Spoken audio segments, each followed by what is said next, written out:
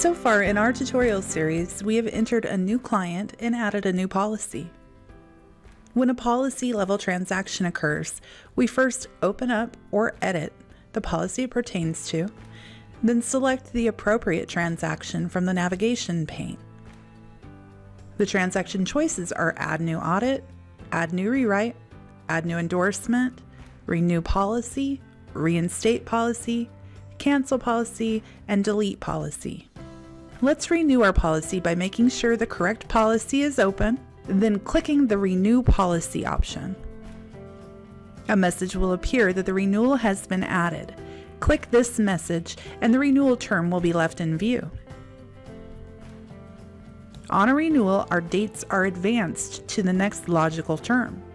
Our limits are carried over from the old term of the policy, as well as the majority of our entry fields. Simply check it over for accuracy, enter the premium of the renewal term,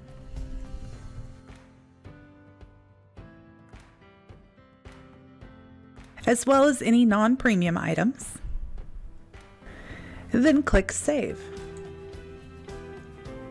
When you return to the policy list, you will see the old term still listed, but now it is a closed policy item, as well as the new policy as an open item. Endorsements and audits will pull much of the information from the original policy, but will prompt entry of the effective date as well as the premium. Add New Rewrite essentially copies the selected policy, which you would then change to suit the rewritten policy. Typically, a cancellation of the original policy precedes the rewrite transaction.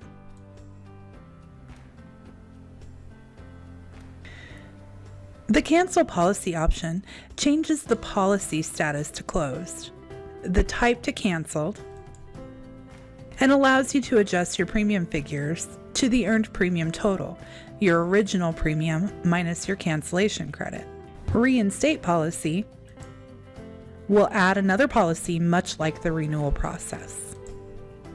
You can see how utilizing these policy options makes your policy processing a simple task. Continue on to find out how to attach covered objects to the policy by utilizing the scheduled databases.